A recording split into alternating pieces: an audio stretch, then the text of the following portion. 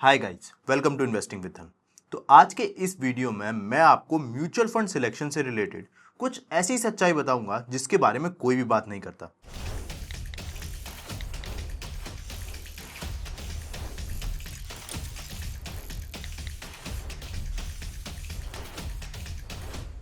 देखिए, इंटरनेट पे आपको हंड्रेड्स ऑफ ऐसे वीडियोस देखने को मिल जाएंगे जो कि आपको बताते हैं कि किस तरीके से आप डिफरेंट रेशियोज या फिर डिफरेंट पैरामीटर्स की मदद से एक इंडस्ट्री या एक सेगमेंट में अपने लिए एक टॉप फंड्स को सिलेक्ट कर सकते हो। बट आज मैं आपको डेटा की मदद से ये प्रूव करके दिखाऊंगा कि इवन आप इन सारे ही पैरामीटर्स को यूज करने के बावजूद जिस फंड को सिलेक्ट करते हो, स्टिल वो फंड आपके लिए बेस्ट फंड नहीं होगा और फ्यूचर में वो आपके लिए काफी बड़ी अंडर परफॉर्मेंस भी दिखा सकता है। प्लस उसके बाद हम ये देखेंगे कि इन सारे पैरामीटर्स और रेशियोज पे जज करने के बाद जो फंड्स आपके पास आते हैं उनमें एडिशनल वो कौन से फैक्टर्स आपको देखने होते हैं जिससे आपको इस चीज का आइडिया लगेगा कि इस चीज के चांसेस तो नहीं है कि आने वाले टाइम में यही जो आउट परफॉर्मिंग फंड है वो आपके लिए अंडर परफॉर्मिंग बन जाए। सो वीडियो काफी ज्यादा इन्फॉर्मेटिव होने वाला है एंड आई एम श्योर इस तरह का वीडियो आपको पूरे इंटरनेट पे देखने को नहीं मिलेगा। सो वीडियो को बिना स्किप करे एंड तक देखिएगा एंड ऑल्सो अगर आपको वीडियो पसंद आए तो प्लीज वीडियो को लाइक कर दीजिएगा, चैनल को सब्सक्राइब कर दीजिएगा and do press that bell icon जिससे फ्यूचर में भी इस तरीके के इन्फॉर्मेटिव वीडियोस की नोटिफिकेशन आपको सबसे पहले मिल जाए। So with this let's start our video. सो वीडियो की हम शुरुआत करते हैं सबसे पहले उसी एक पॉइंट को समझने से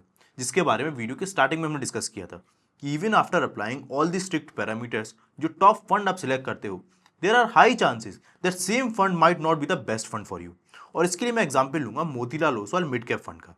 इस फंड को अगर आप देखोगे तो ये मिड कैप कैटेगरी काफी पॉपुलर फंड है, बट परफॉर्मेंस के मामले में अगर आप देखो तो लास्ट 2 ईयर से लेके 1 ईयर 6 मंथ्स और इवन 1 ईयर 3 मंथ्स के बेसिस पे ये फंड कंटिन्यूअसली अपने बेंचमार्क को भी अंडर परफॉर्म कर रहा है। और इवन जो सारे रिस्क और रिटर्न रेशियोज भी आप चेक करते हो एक फंड के सिलेक्शन के वक्त, उन सारे ही पैरामीटर्स के बेसिस पे ये जो फंड है वो अपनी कैटेगरी को भी अंडर परफॉर्म कर रहा है। पर क्या आपको पता है कि ये फंड के साथ हमेशा से ऐसा नहीं था, बल्कि आज से 1 से 1.5 साल पहले तक अगर आप इस फंड की परफॉर्मेंस को देखते तो सिनेरियो वाज कंप्लीटली डिफरेंट। ये फंड कंटिन्यूअसली पिछले 3 से 4 सालों से ऑलमोस्ट 21% CAGR के रिटर्न्स डिलीवर कर रहा था। ये जो सारे पैरामीटर्स जिन पे अभी ये खराब परफॉर्मेंस दे रहा है, इन्हीं सेम पैरामीटर्स पे आप उस फंड को अगर चेक करते तो उन सारे पैरामीटर्स पे काफी अच्छी परफॉर्मेंस दे रहा था। बट स्टिल अगर उन सारे पैरामीटर के बेसिस पे आपने इस फंड में सिलेक्ट करके तब उसमें इन्वेस्ट किया होता, आपके आज के जो रिटर्न्स है वो काफी बड़े लेवल पर डिजास्टर बन जाते। तो अब यहाँ पर सवाल आता है कि इस पर्टिकुलर फंड के साथ ऐसा क्या खराब हुआ जिस वजह से इस फंड की परफॉर्मेंस हमें इस तरीके की देखने को मिल रही है। और सेकंड और मोस्ट इंपॉर्टेंट क्वेश्चन कि अगर एज अ रिटेल इन्वेस्टर्स इतने इंपॉर्टेंट फैक्टर्स को देखने के बाद भी हमें इस तरीके के रिजल्ट मिलेंगे तो फिर हमें फंड में ऐसा क्या देखना चाहिए कि इन सारे फैक्टर्स या फिर इस तरीके की सिचुएशन को हम अवॉइड कर सकें। तो सबसे पहले सिचुएशन से बात करते हैं कि इस फंड की इस तरह की परफॉर्मेंस के पीछे के एक्चुअल रीजंस क्या है। तो देखिए, सबसे पहले तो आप ये समझ लो कि ये जो सारे फैक्टर्स या फिर ये जो रेशियोज आप देखते हो ये भी किसी फंड के केस में उसके पास्ट के रिटर्न्स के बेसिस पे ट्रैक होते हैं। और अगर आप प्योरली इन रेशियोज के बेसिस पे एक फंड को सिलेक्ट कर रहे हो तो आप ये समझ लीजिए आप केवल एक रेयर व्यू मिरर में देख के ड्राइविंग कर रहे हो, बिकॉज ये जो सारे रिटर्न्स या फिर रेशियोज हैं ये आपको इस फंड की हिस्टोरिकल परफॉर्मेंस के बारे में बताते हैं। अब यहाँ पर हर बार आप इस तरीके की वीडियोस में देखोगे कि आपको एक छोटी सी लाइन ये तो बोल दी जाती है कि जो पास्ट के रिटर्न्स है वो फ्यूचर की जो परफॉर्मेंस है उसकी गारंटी नहीं देते, पर एट द एंड हम कर क्या रहे हैं, हम एग्जैक्टली उन्हीं रेशियोज के बेसिस पे फंड को सिलेक्ट कर रहे हैं जो कि उस नंबर्स के बेस पे कैलकुलेट होते हैं जो कि फंड की पास्ट की परफॉर्मेंस रही है। तो यहाँ पर इस फंड के केस में अगर आप पर्टिकुलरली देखोगे तो इनके लिए 3 चीजें रॉन्ग गई। सबसे पहला गया इनका सेक्टोरियल बेट, जहाँ पर जो भी सारा इन्होंने सेक्टर एलोकेशन किया रखा था वो रॉन्ग चला गया। सेकंड था इनका हायर कॉन्सेंट्रेशन, जहां पर ये जो फंड है वो ऑलमोस्ट 25 से 26 स्टॉक्स में ये अपनी पूरी होल्डिंग रखे था और जब जब वो जो स्टॉक थे वो अच्छा कर रहे थे तो फंड के रिटर्न्स भी काफी अच्छे आपको देखने को मिले। और जैसे ही उस सेक्टर या फिर स्टॉक्स में हेडविंड आया, फंड के जो रिटर्न्स है वो काफी बड़े लेवल पर फॉल हुए। और तीसरा, फंड के केस में जो फंड मैनेजर है उसमें चेंज हमें देखने को मिला और जिन लेजेंडरी फंड मैनेजर ने इस फंड को इतनी अच्छी परफॉर्मेंस दिलाई उनका जो चेंज है वो यहाँ पर फंड के लिए एक काफी बड़ा हिट। अब now there is a reason कि क्यों मैंने इसी पर्टिकुलर फंड को सिलेक्ट किया, बिकॉज इस फंड के केस में वो सारी ही मेजर चीजें एक साथ रॉन्ग गई जो कि मैक्सिमम ऑफ द फंड के केस में होती हैं और जो उनकी लॉन्ग टर्म में अंडर परफॉर्मेंस के पीछे का रीजन बनता है। और यहाँ पर इसके एग्जांपल के थ्रू हम वो सारे ही फैक्टर्स को समझ लेंगे जो कि हमें चेक करने पड़ेंगे उन सारी फंड में जो कि आप इन सारे नंबर्स की शॉर्टलिस्ट के बाद सिलेक्ट करते हो। तो इसमें सबसे पहले लर्निंग मिलेगी हमारे फंड का जो पहली चीजें रॉन्ग हुई उससे, यानी सेक्टर बेट्स के रॉन्ग होने से।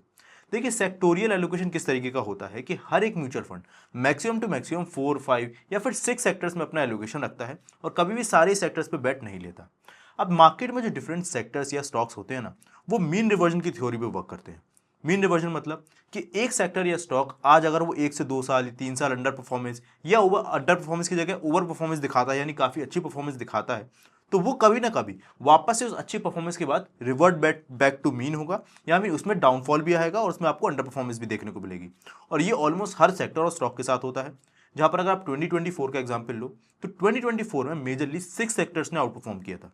But you will be surprise to know कि उनमें से 2025 में ऑलमोस्ट 5 सेक्टर ने अंडर परफॉर्म किया।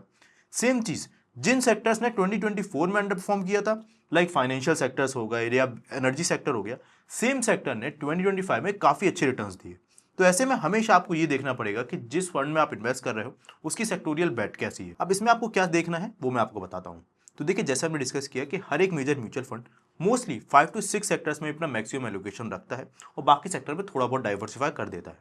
अब उन 5 to 6 सेक्टर्स में से भी हर बार या फिर हर कुछ मंथ्स में कुछ ऐसे सिलेक्टेड स्टॉक्स रहेंगे, 4 to 5 टॉप स्टॉक्स, जिनके बेस पे उस फंड की जो परफॉर्मेंस है वो ड्राइव होगी और जो कि उस फंड के लिए आउट परफॉर्मर्स रहेंगे। तो सबसे पहले आपको ये सिलेक्ट करना है या फिर देखना है कि 1 मंथ, 6 मंथ और 1 ईयर के बेसिस पे जो उस फंड के टॉप आउट परफॉर्मर्स रहे, यानी जो स्टॉक्स ने आउट परफॉर्म किया है, क्या वो टॉप 5 या टॉप 7 की लिस्ट में नेम आपको सेम देखने को तो नहीं मिल रहे। अब इससे हमें क्या समझ में आता है कि अगर मान के चलिए नेम्स आपको 5 to 6 सेम ही देखने को मिल रहे हैं 1 मंथ, 6 मंथ या 1 ईयर्स के बेसिस पे, तो ये चीज़ हमें बताती है कि यही जो फंड है वो कंटिन्यूसली फंड को कैरी कर रहे हैं। और अगर इनके केस में अंडर परफॉर्मेंस आती है तो फंड के केस में आपको काफ़ी बड़ा डाउन ट्रेंड देखने को मिल सकता है, बिकॉज फंड के जो अदर सिलेक्टेड स्टॉक्स है उनमें उतना कुछ अच्छा सिलेक्शन हमें देखने को नहीं मिला है। अब ये आप इजीली चेक कैसे कर सकते हो, इसमें आपकी धन ऐप काफ़ी ज़्यादा हेल्प कर सकता है। कैसे दिखाता हूँ। जैसे आप धन के ऐप को ओपन करोगे, मान के चलिए आप किसी भी XYZ म्यूचुअल फंड को सिलेक्ट करो, यहाँ पर मैंने इस पर्टिकुलर फंड को सिलेक्ट किया है। इसके केस में आपको आउट परफॉर्मर्स के सेक्शन में जाना है और उस आउट परफॉर्मर्स के सेक्शन में आपको वो सारी स्टॉक्स देखने को मिल जाएंगे जो कि इस फंड के केस में आउट परफॉर्मर रहे हैं, जिसने इस फंड की जो रिटर्न है उसको ड्राइव किया है।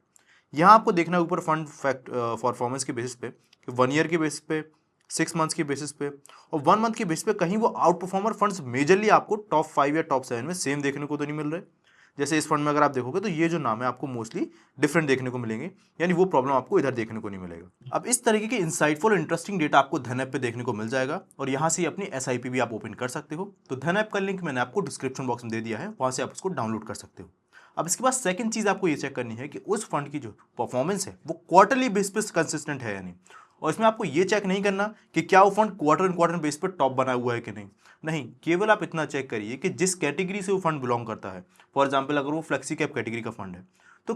आउट परफॉर्मेंस के मामले में या फिर परफॉर्मेंस के मामले में भी क्या वो फंड कंटिन्यूसली टॉप 20% फंड की लिस्ट में है या नहीं उस कैटेगरी में। और अगर वो है तो ये दोनों ही इन्फॉर्मेशन, यानी जो पहला हमने इन्फॉर्मेशन लिया और जो सेकंड पॉइंट हमने चेक किया, ये कंबाइन करके हमें ये बताता है कि पहले तो फंड के केस में क्योंकि डिफरेंट स्टॉक फंड को डिफरेंट टाइम होराइजन पे होल्ड करे हुए हैं, उनकी परफॉर्मेंस दिला रहे हैं, तो फंड के सारे ओवरऑल जो स्टॉक सिलेक्शन है वो अच्छे हैं और कुछ सिलेक्टेड स्टॉक्स पे वो फंड डिपेंडेंट नहीं है। और सेकेंडली कंटिन्यूस बेस पर परफॉर्मेंस दे रहा है, यानी सेक्टर रोटेशन वो जो फंड है वो कर रहा है। इसके साथ एक चीज ध्यान रखिएगा कि जो सेकंड पॉइंट है मैंने आपको बताया कि आपको उस फंड की परफॉर्मेंस ट्रैक करनी है क्वार्टरली बेस पे, इसमें भी आपको रोलिंग रिटर्न्स चेक करने हैं और वो चेक नहीं करना कि आप CAGR बेस पे रिटर्न्स को ट्रैक करो, बिकॉज CAGR फिर अदर कोई भी फैक्टर के बेस पे अगर आप रिटर्न्स को चेक करते हो तो वो आपको काफी रॉन्ग पिक्चर प्रोवाइड करता है।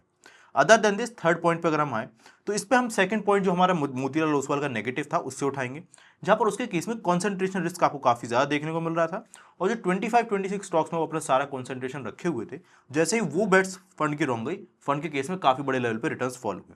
तो यहाँ पर आपको ये चेक करना है कि आपका जो फंड है अगर वो काफी ज्यादा हायर कॉन्सेंट्रेशन वाली बेट ले रखा है तो उसके केस में इसका AUM कितना ज्यादा तेजी से बढ़ रहा है। अब AUM का हायर कॉन्सेंट्रेशन से क्या लेना देना, तो मान के चलिए आज आपने जो फंड को सिलेक्ट किया है वो काफी ज्यादा हायर कॉन्सेंट्रेशन तो रखा हुआ है ऑफ अराउंड 30-35 स्टॉक्स, पर उसके केस में अगर रिलेटिवली उसका जो AUM है वो मान के चलिए 20,000 करोड़ से कम का है, तो ऐसे में उसके लिए मुश्किल होगा उन 20,000 करोड़ को उन 30 या 35 स्टॉक्स में रखना। पर वो जो मुश्किल है वो और भी ज़्यादा बढ़ जाएगी जब वो AUM बढ़ेगा। तो ऐसे में हमेशा देखिए कि अगर आप फंड को सिलेक्ट कर रहे हो और उसका AUM कम है तो ऐसे में आप हायर कॉन्सेंट्रेशन बेट वाली फंड को ले सकते हो। बट अगर उसका AUM बढ़ेगा तो यही हायर कॉन्सेंट्रेशन जो बेट है वो फंड के लिए काफ़ी नेगेटिव हो सकती है जब मार्केट्स में हेडविंड्स आए। तो ऐसे फंड्स आपके लिए टिकिंग टाइम बॉम्ब की तरह होंगे कि अगर मार्केट्स चेंज हुए तो ये higher concentration with large AUM आपके लिए काफ़ी ज़्यादा नेगेटिव हो सकता है। अब इसके बाद फोर्थ फैक्टर में हमें उस फंड के जो फंड मैनेजर है उनका टेन्योर चेक करना होता है, जो थर्ड इंपॉर्टेंट फैक्टर बनाता मोतीलाल ओसवाल के अंडर परफॉर्मेंस का, जहां पर उनके जो लेजेंडरी फंड मैनेजर थे जो कि इस फंड की परफॉर्मेंस का मेजर रीजन बने थे, उनका जो टेन्योर था वो खत्म हो गया था। तो यहाँ पर जिस भी फंड को आप सिलेक्ट कर रहे हो, जो रिटर्न्स आप उसके ट्रैक कर रहे हो, ये देख लीजिए कि जो रिटर्न्स जिस फंड मैनेजर की वजह से आए हैं उसका टेन्योर एक्चुअली कितना है, और ये आपको फंड के डॉक्यूमेंट से मेंशन रहेगा, या फिर सिंपल गूगल करके भी आप ये सिलेक्ट कर सकते हो या फिर चेक कर सकते हो। तो ये थे वो सारे ही फैक्टर्स जो कि आपको चेक करना है अपने फंड में। इवन जो आपने जो बेसिक पैरामीटर और रेशियोज के बेसिस पे अपने लिए टॉप फंड सिलेक्ट कर भी लो, और ये आपके उस रिस्क को काफी बड़े लेवल पे कम कर देंगे, जो कि आपको देखने को मिलता है कि जो पास्ट की परफॉर्मेंस आपने इस फंड में देखी, हो सकता है फ्यूचर में वो चेंज हो जाए। सो वीडियो अगर आपको वैल्यूएबल लगी हो तो प्लीज़ वीडियो को लाइक कर दीजिएगा, एंड ऑल्सो धन का लिंक मैंने आपको डिस्क्रिप्शन बॉक्स में दे दिया है, तो वहाँ से आप इसको चेकआउट करके उस पर अपना अकाउंट ओपन कर सकते हो। So thanks for watching this video till the and. हम मिलेंगे अपने नेक्स्ट वीडियो में, तब तक के लिए bye bye. Investments in the securities market are subject to market risk. Read all the related documents carefully before investing.